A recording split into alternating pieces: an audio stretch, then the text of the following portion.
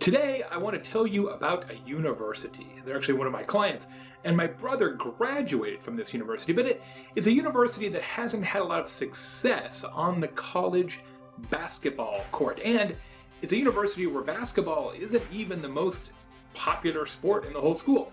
Like, I don't know everything, but I do know this. The more you try to fit in, the more your fans will tune out. And this week on Talk Triggers, I will tell you about a university that has created an absolute phenomenon because their student section made one unconventional choice that creates a ton of conversation.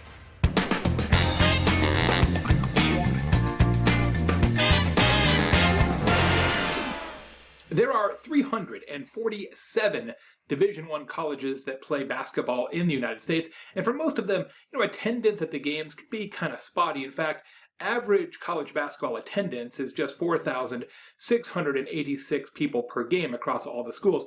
And look, the reality is, unless your team is really good, which boosts excitement, the college basketball experience is pretty much the same everywhere. It's the same action on the floor. You got cheerleaders, you got a band, you got mediocre food. It's all pretty much the same deal. So if you're part of like the small core of super fans who are super into it, you're never going to miss a game. It's your thing. But for all the other ticket buyers, maybe I'll go. I don't know.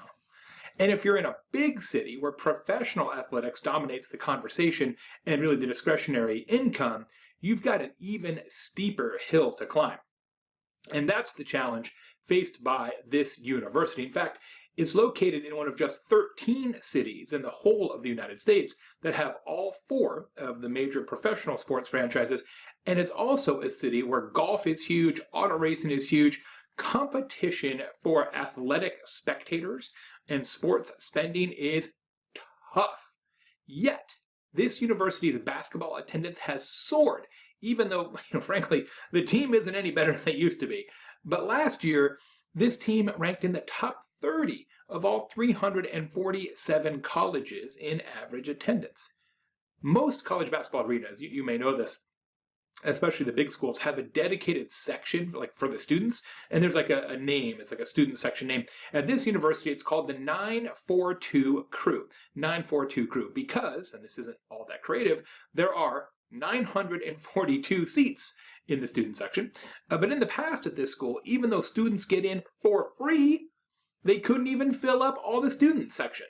Not even close. They couldn't give away 942 tickets. But now, after making just one unconventional choice, student attendance has increased 230% since 2013. How?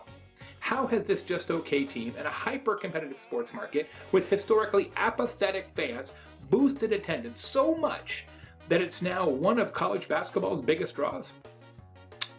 With a heaping dose of talkable attitude. Their talk trigger, it's called the curtain of distraction. Every game, at the start of the second half, when the opposition is shooting in front of the basket that's in front of the 942 Crew, the students erect a portable curtain.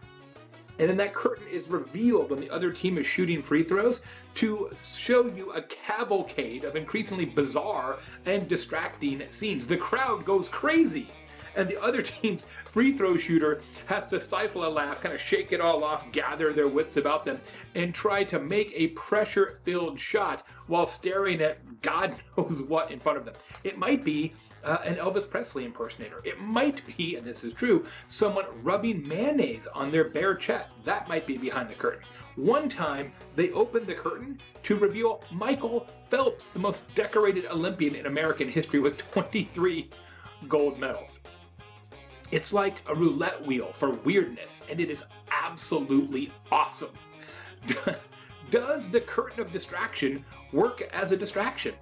Yeah, at least a little. A study by Harvard University found that the curtain is worth about 1.5 points per game for the home team, which could mean the difference between winning and losing on some nights.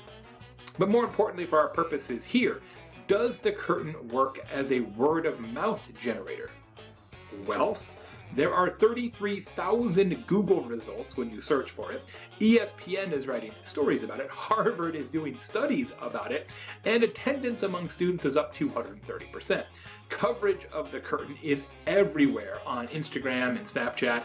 And Fox Sports host Doug Gottlieb tweeted once, "One of my favorite things in college basketball is the curtain of distraction." My friends, remember this: competency doesn't create conversation, even on the hardwood. I don't know everything, but I do know this: it doesn't matter if your basketball team is particularly good. If you give fans something to talk about, something they do not expect, and neither do opposing free throw shooters, give them something like the curtain of distraction at Arizona State University in Tempe, Arizona. Next week, right here on Talk Triggers, you will meet a free phone calling service that creates conversation by putting a funny twist on something that is so boring, usually. To never miss an episode, subscribe now on YouTube. You can get this show as a podcast as well. Just go wherever you get your audio and search Talk Triggers Show. You can also find all the shows at talktriggersshow.com. And do me a favor, will you? If you like the show, tell your friends, send them a note, whatever, face-to-face, social media. That'd be great. It is, after all, a show about word of mouth. I'm Jay Baer. I'll see you next week.